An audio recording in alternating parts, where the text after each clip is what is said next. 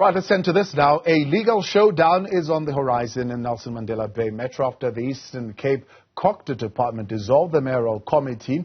A collective executive with a ward participatory system will now run the affairs of the Metro municipality going forward. Our reporter Siphosethu Booi filed this report. Big change has come to the troubled Nelson Mandela Bay administrative system, and the DA is rolling up its sleeves to legally challenge the scrapping of the mayoral executive system. The provincial COGTA department has dissolved the Mayoral Committee with immediate effect. The poor performance of the Mayoral Committee and political instability have been cited as the reasons behind the move. A collective executive comprising members from different political parties will now take over all the mayoral powers. Nelson Mandela Bay Mayor Retief Odendaal says the change to the system was precipitated by the political instability in the municipality, particularly in March, which he claims had since been resolved.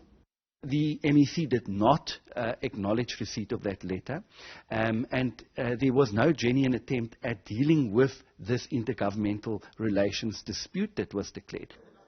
The economic freedom fighters say they warned the Democratic Alliance on its method of governance in the Metro.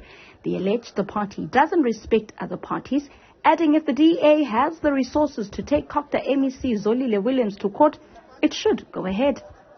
Yeah, well, of course, yeah. It's true that the EFF will get a seat based on this new collective executive system, because previously, remember, with the mayoral executive system combined with the ward participatory system, was that the mayor, political parties had an option to form coalitions. With this particular one, the collective system, the EFF gets one seat. There's nothing that we can do about it, and we'll form part of the collective executive. The deputy mayor and leader of the Yabantu Integrity Movement, Nkuseli Jack, says they haven't met the COGTA MEC since taking office. Jack says their first interaction with him was through the gazetted amendment, without him even responding to any of the disputes sent to his office. Yeah, certainly. We expressed ourselves on day one about our intentions that we would definitely do everything to try and frustrate the intentions of the ANC of annexing, or rather grabbing, the Metro through this method, this kind of underhanded methods.